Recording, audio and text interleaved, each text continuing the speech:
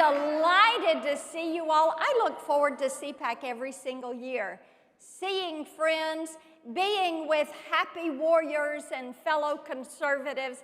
I absolutely love it. This year is no different, but I'm going to tell you something that is different this year. And it's not just that we're all wearing masks and we have COVID-19 compliments of China.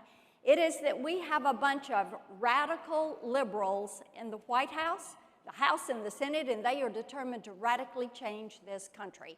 And it is very evident in the area of free speech.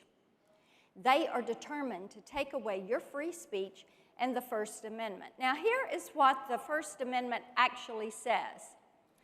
Congress shall make no law.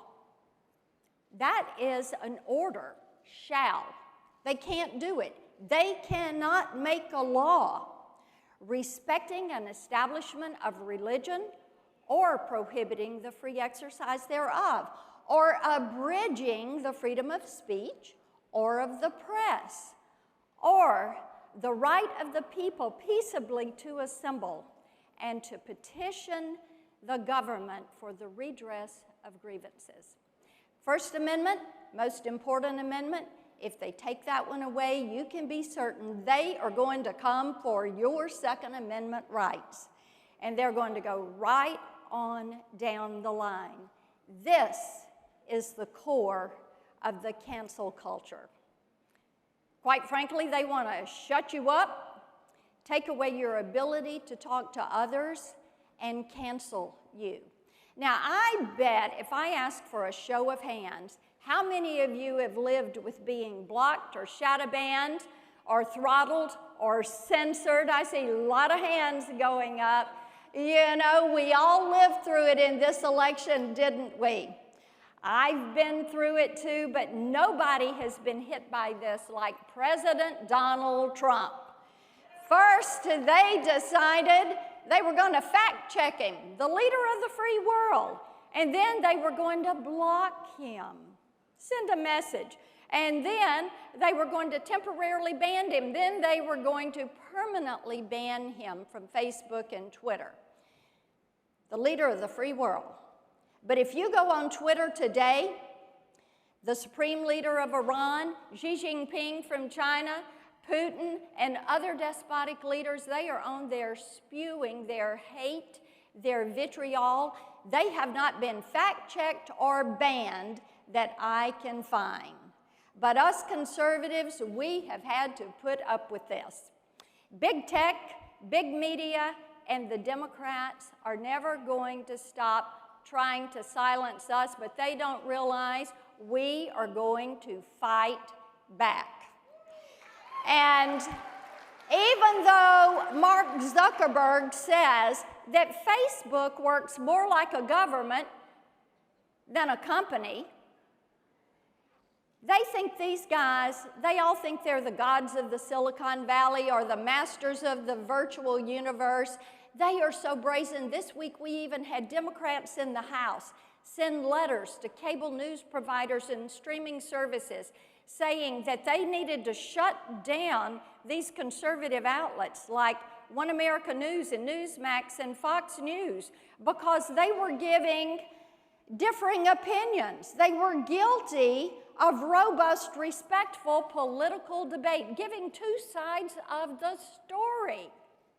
So they wanted to shut them down. See, they are pressuring media outlets to cancel conservatives. But I don't think you all are going to let them do this, are you? I think not. And I have to tell you, this is more than content moderation, which is what big tech likes to say they're doing. Just making certain people are polite. This is about controlling what you see, hear, and say, thereby what you think and how you vote. The left is telling you to submit or they will cancel you. Conform or they will cancel you. Sounds a lot like communist China, doesn't it? The Chinese Communist Party during COVID, they locked people in their apartments, cut off their communication with others, wouldn't let them travel around China, but you could go anywhere else in the world. China carrying out human rights violations against the Hong Kong freedom fighters, Tibet, Taiwan. They've got the Uyghurs in slave encampments, internment centers. Look at what they do with the economy to American innovators. They rob, replicate, replace. They steal your intellectual property, they create it themselves, and then they replace you in the marketplace, taking millions of American jobs. They're trying to steal the minds of our children and our college students with Confucius Institutes and classrooms. This is why we have to keep blocking Huawei, which is the spy network for big tech. They're trying to build a virtual you online. Thank goodness President Donald Trump understood China. He understood this, and he was standing up for the United States because China is trying to cancel the United States of America. China and big tech, they have a cozy relationship. And they have been allowing the Chinese Communist Party to spew all of their information. I can't find anywhere that they've been censored or blocked or banned. Big tech is aiding and abetting the Chinese Communist Party in their push for global dominance. And we are going to have to stand against it. So the question is, what are we going to do about it? And my question to you is, are you all ready to fight back against big tech, against big media, against censorship? Are you ready for the fight? All right, that's great. What we have is the Virtual You Protection Agenda. Let's start with online privacy. Big tech, this is what we will say to big tech. You cannot track, follow, listen, data mine, or share your information with a third party without getting your explicit consent. It is your privacy. When it comes to Section 230, and you've heard a lot about Section 230, haven't you? When it comes to censorship, they cannot come in and remove you, remove or block you or throttle you without telling you explicitly why. And to big tech, we say, we're going to take away from you these Section 230 provisions, and we're going to save them for little tech, the new entrants in the marketplace, so that we have choice and options. Dealing with China means we have to bring our manufacturing back to the United States of America. We have to continue to support what President Trump was doing to hold China to account. We have to end these Confucius Institutes so that they cannot steal the minds of our college students and spread their soft propaganda. We have to continue to block Huawei. Thank goodness President Trump did that. And make certain that their spyware is not getting into your electronics and networks. And on the First Amendment that is the most important amendment, it is we, the people, that are going to have to stand up and tell big tech and big media that enough is enough.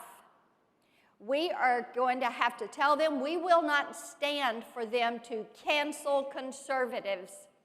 We will not stand for them shutting us down on social media.